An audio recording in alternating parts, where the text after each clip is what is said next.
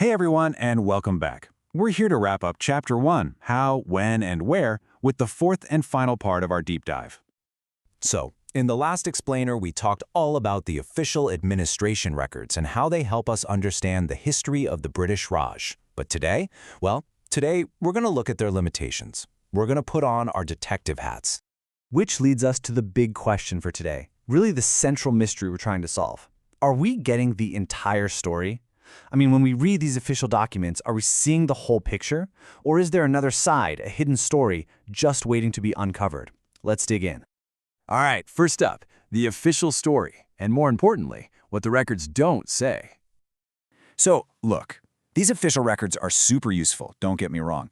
They tell us exactly what the British officials were thinking, they show us their plans, their policies, basically the story they wanted to preserve for the future. But, and this is a big but, they don't tell us what the common people of India felt. They don't give us the real reasons behind their actions. It's like we're only getting one half of a conversation. It's a massive, massive piece of the puzzle that's just gone. So how do we find these missing voices? Well, we have to uncover the hidden clues, and that means looking at the archives for bias. Our first case study takes us to the Rebellion of 1857. Now, after this massive uprising was put down, the British didn't just file away some reports. Oh no. They created these big, illustrated books to send back home to England. You can almost think of it as like a 19th century PR campaign. It was all about controlling the story, making sure people heard their side of it. And check this out. One of the most famous images from these books had the caption, "Mutinous sepoys share the loot." And if you look at it, the Indian soldiers are shown as just greedy, vicious, and totally brutal. This wasn't a snapshot in time. It was a deliberate drawing, crafted to make them look like a wild mob. So you have to ask yourself, right? Why show them this way? Why not just write about what happened? What was the point of this specific negative image? And the answer, my friends, is one of the most important words for any historian: bias. Bias is just presenting one side of the story to get people to think a certain way. By making the Indian rebels look like monsters, the British were basically telling everyone back home, see? This is why we need to be in charge. These people can't rule themselves. It was pure propaganda, designed to justify their colonial rule.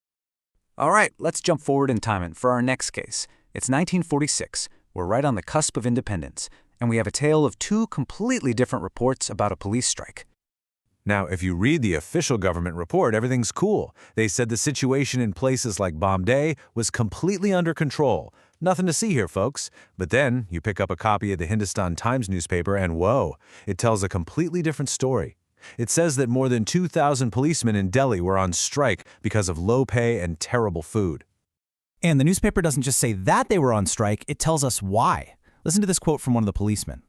"The food supplied to us from the police line's kitchen is not fit for human consumption. Even cattle would not eat the chapatis and dal which we have to eat."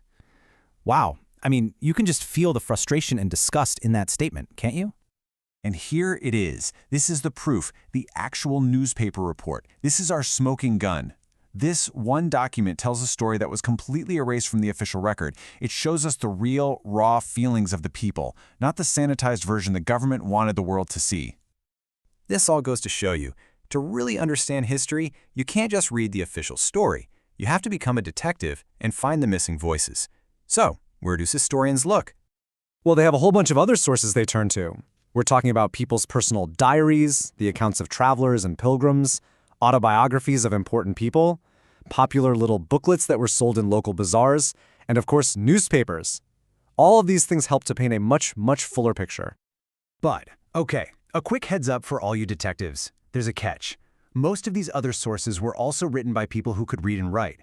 So the voices of tribal groups, of peasants working the land, of port laborers, their stories are still incredibly difficult to find. That's one of the biggest challenges for a historian, finding a way to hear those voices too. Okay, before we close this case, let's go over the key tools for your historian's toolkit. These are the terms you absolutely need to know. First up, official records. Simple enough, right? These are the documents from the British administration, their plans, their reports. Crucially, they tell us what the officials wanted to preserve. Next, bias. Remember this one. It's when someone presents only one side of the story. Think about those drawings of the rebels being shown as brutal. That was a classic case of bias used to justify colonial rule. Then we have mutiny. This is a specific word for when soldiers, as a group, decide to disobey their officers in the army. The 1857 rebellion is the perfect example. And finally, secondary sources. This is our treasure chest. These are all those unofficial sources, the diaries, newspapers, autobiographies that help us understand what was happening with the common people. And that brings us to the end. But I want to leave you with one last question. Because this skill, the skill of looking for the other side of the story, isn't just for stuff that happened hundreds of years ago. It's for right now. So think about this. What official story that you hear today might have a hidden side, just waiting for a good detective like you to find it?